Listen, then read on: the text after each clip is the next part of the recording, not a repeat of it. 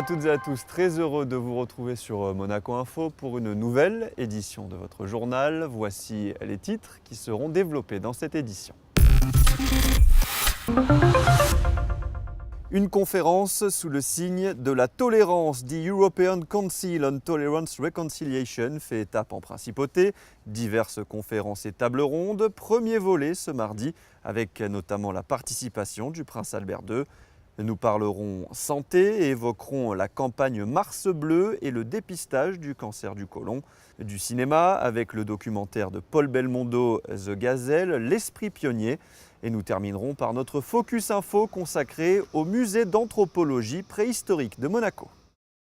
The European Council on Tolerance Reconciliation vient d'organiser plusieurs temps forts sur le sol monégasque, avec notamment cette conférence ce mardi matin au Café de Paris, au Salon Bellevue, avec la participation notamment du prince Albert II et de l'ancien Premier ministre britannique Tony Blair. Le reportage de Sandrine Nègre. Partager des réflexions afin de lutter contre l'intolérance et l'extrémisme, le racisme, l'antisémitisme et la xénophobie dans les sociétés. Voici l'objectif de cette conférence organisée par l'ECTR, l'European Council on Tolerance and Reconciliation, présidée par Moshe Kantor et par l'ancien Premier ministre britannique Tony Blair depuis 2015. Les travaux de vos tables rondes porteront sur 3 sujets: la radicalisation, le discours de haine en ligne, et les modèles d'intégration des migrants. Il faut se rendre à l'évidence, aucun pays n'est aujourd'hui à l'écart de telles problématiques. La réponse aux grands thèmes que vous abordez durant cette journée font écho à des valeurs défendues de longue date par nos pays et par mon pays. Dans la continuité de la voie engagée par ces princes, je donne à mon gouvernement les orientations nécessaires pour que la principauté de Monaco promeuve une politique axée sur la coopération internationale, le dialogue, la protection et la promotion des droits des personnes vulnérables, des populations civiles et des minorités, le respect et le renforcement du droit international public, le respect mutuel et un développement durable inclusif dans le but de parvenir à une paix cultivant le dialogue et le compromis. En ces temps troublés sur la scène internationale, où la montée du populisme se manifeste dans de nombreux pays, les sujets que vous allez aborder nécessitent plus que jamais une approche responsable et objective de ces thématiques. Et rappelons que la principauté a d'ailleurs accueilli plusieurs familles de réfugiés. Autre soutien apporté, celui en faveur des réfugiés climatiques. Monaco fait aussi partie du Conseil de l'Europe, de l'ONU et prend part à de nombreux pactes et conventions en faveur de la protection des enfants.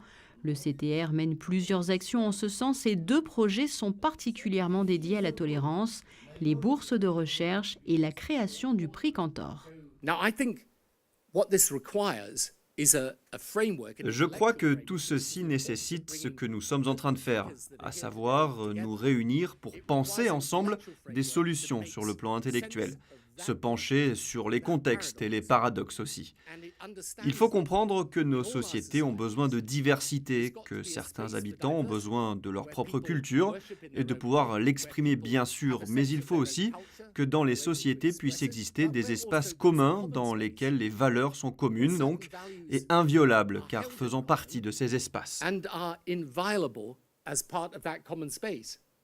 Et au cours de cette matinée de travail, le prince Albert II a reçu la médaille européenne 2018 de la tolérance pour son humanité. Monaco poursuit son engagement pour la prévention et le dépistage du cancer du côlon avec sa campagne Mars Bleu. Alors qu'est-ce que cette campagne ? Quel en est l'objectif ? Élément de réponse avec Fabien Bonilla, Alexandra Paolini et Louis Borgia. L'opération Mars Bleu 2018 permet, comme chaque année, de lancer un message fort pour mettre en lumière la lutte contre le cancer du côlon. Le gouvernement et le centre hospitalier Princesse Grace poursuivent leurs engagements pour sensibiliser la population au dépistage de ce cancer, tout comme Octobre Rose, une période dédiée au dépistage du cancer du sein. Ce mois de mars se teintera de bleu pour une cause voisine. Mars Bleu, c'est exactement le pendant d'Octobre Rose pour le cancer du sein. Et petit à petit, on a pensé que comme le cancer du côlon était aussi fréquent que le cancer du sein, en France, on a créé Mars Bleu il y a une dizaine d'années. Donc à Monaco, on a décidé depuis plusieurs années de faire de la même manière qu'en France une campagne de Mars Bleu pour expliquer à la population, avec un certain nombre de choses, des affiches, un communiqué de presse, etc., que le cancer du côlon est un cancer fréquent, qu'on peut très bien le traiter par la prévention, puisque nous avons des nouveaux tests qui marchent remarquablement bien. Cette pathologie responsable de 18 000 décès par an en France touche principalement les individus âgés de plus de 50 ans, cible principale de la campagne de sensibilisation en principauté et dans les pays voisins. Ce cancer est très fréquent puisqu'il arrive au second rang chez l'homme après le cancer du poumon, alors que le cancer du côlon peut être dépisté malgré l'absence de symptômes. Nous, en tant que médecin gastroentérologue, je dirais que c'est un bon cancer. C'est-à-dire que quand il est pris à temps, il guérit dans un nombre très élevé de cas. On peut admettre qu'actuellement, 60 à 70% des cancers sont guéris par les traitements, soit chirurgicaux ou de la chimiothérapie. Avec le test OC-Sensor et avec les nouveaux coloscopes, etc., on est en train de diminuer la mortalité du cancer du côlon de 30% sur les dernières années. Mais je pense qu'on va même faire mieux avec ce nouveau test. Une campagne permanente de dépistage concerne toutes les personnes entre 50 et 80 ans travaillant ou ayant travaillé à Monaco. Au total, sur ces 2 dernières années, 8 597 personnes ont reçu un courrier les invitant à se faire dépister. 5 063 tests ont été distribués par courrier, le test se fait chez soi. 3 445 tests ont été retournés et analysés, dont 108 sont revenus positifs, permettant une prise en charge précoce et favorable des patients. Le taux de survie de cette pathologie dépend de la rapidité de son diagnostic. Pour toute question concernant le dépistage du cancer du côlon, veuillez contacter le Centre monégasque de dépistage au 97 98 83 02. Nous vous en parlions hier, la 15e édition du Monte Carlo Film Festival de la Comédie s'est déroulée la semaine dernière.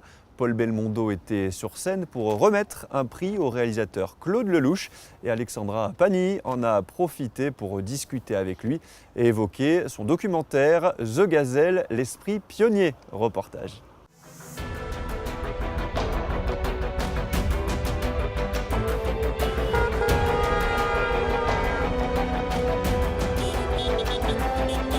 C'est une aventure 100% féminine, un rallye-raid dans les dunes du désert marocain qui allie compétition automobile et engagement auprès des populations locales. Depuis sa création en 1990, le rallye Aïcha des Gazelles a acquis une légitimité auprès du grand public. Paul Belmondo, passionné de sport automobile, s'est penché sur cette aventure en signant avec son documentaire un hommage à sa fondatrice, Dominique Serra. Je l'ai connue il y a très longtemps lorsqu'elle avait présenté le rallye des Gazelles à Paris au Théâtre Marigny.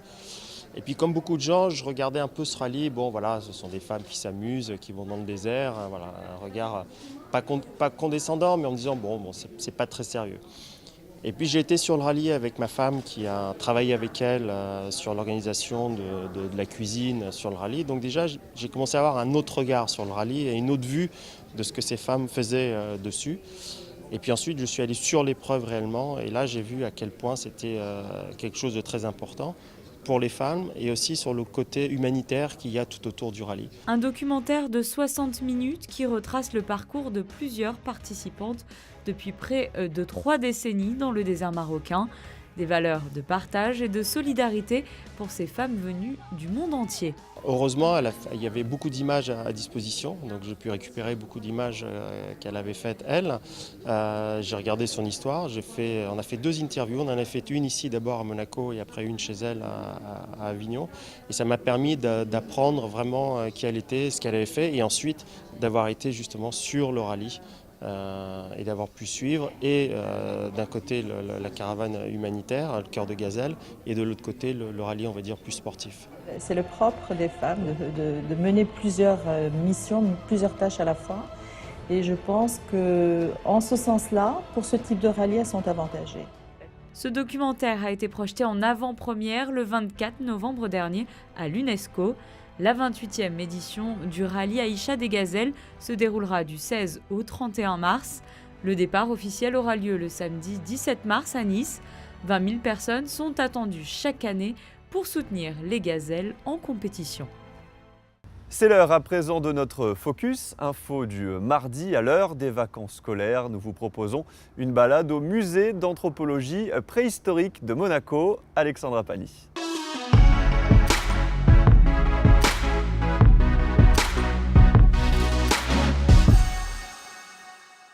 Niché entre le jardin exotique et la Villa Paloma du NMNM, le musée d'anthropologie préhistorique accueille le public tout au long de l'année. Ces collections retracent les étapes majeures de l'évolution de l'humanité. On a 2 salles, 2 grandes et magnifiques salles, la salle Albert Ier et la salle Régnier III. Il y a une salle d'exposition permanente, la première, où il y a toute la préhistoire de Monaco et la préhistoire régionale, et la salle Régnier III qu'on dédie maintenant aux expositions temporaires. Donc tous les 6 mois, 1 an, on change le sujet, la thématique, la période. Donc tous les passionnés, les amateurs ont du choix.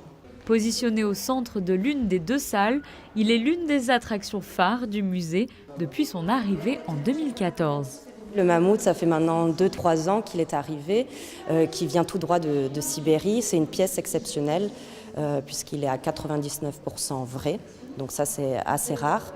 Il y a eu une datation carbone 14 qui a été faite par l'équipe du musée. On est à 30 000 ans avant le présent et c'est une pièce exceptionnelle qu'il faut absolument venir voir si ce n'est pas déjà fait. Accessible pour tous les publics, le musée d'anthropologie préhistorique souhaite sensibiliser les plus jeunes à l'histoire par le biais de jeux et d'enquêtes renouvelés en fonction de l'actualité et les enfants en sont friands. On est en train de faire des jeux qui sont donnés à l'entrée et en fait il y a des trucs qu'on doit trouver. Par exemple là il y a la question, je te donne un indice, il faut que tu trouves un animal. Tiens, j'ai remarqué un animal avec des nombreux grises. Il nous donne un indice, il est à côté de cet animal-là. Il faut le retrouver et il faut dire de quel animal il s'agit. Ah bon, c'est 6. Ah oui, c'est 6. Ah. Il est où le 6 alors? Il est là.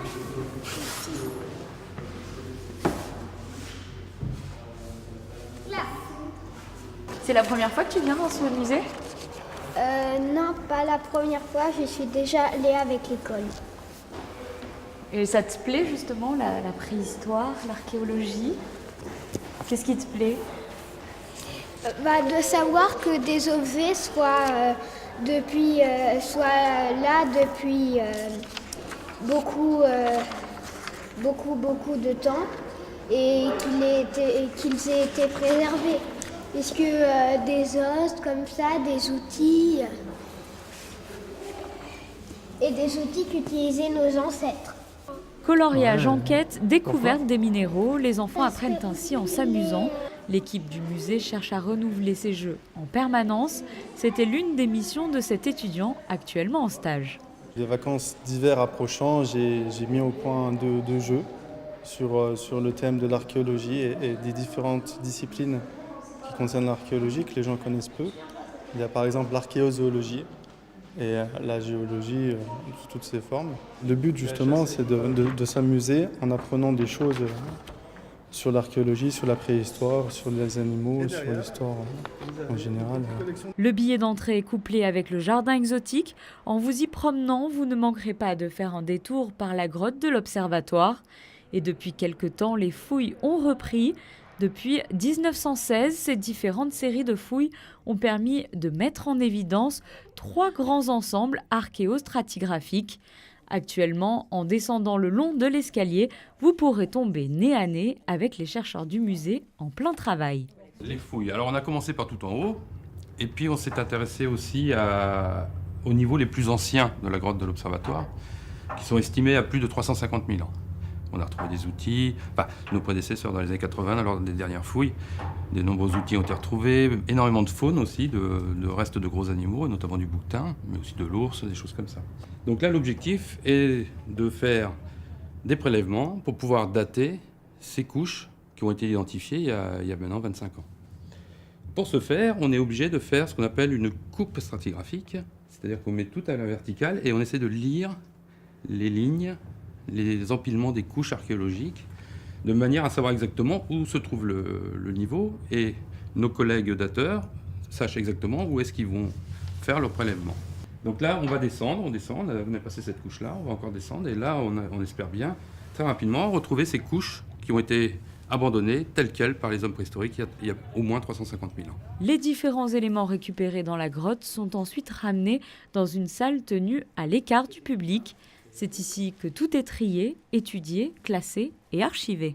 Là, vous avez la chance d'être dans l'arrière-boutique du musée. Ce sont les réserves, le laboratoire, le lieu d'étude en fait, du matériel. Vous avez tout autour de vous les collections qui appartiennent au musée d'anthropologie préhistorique de Monaco. On va étudier avec des chercheurs qui viennent du monde entier les collections qui sont conservées ici. On a aussi beaucoup d'étudiants, de stagiaires, même de collégiens en entreprise. On accueille tout le monde pour venir aider à l'étude du matériel.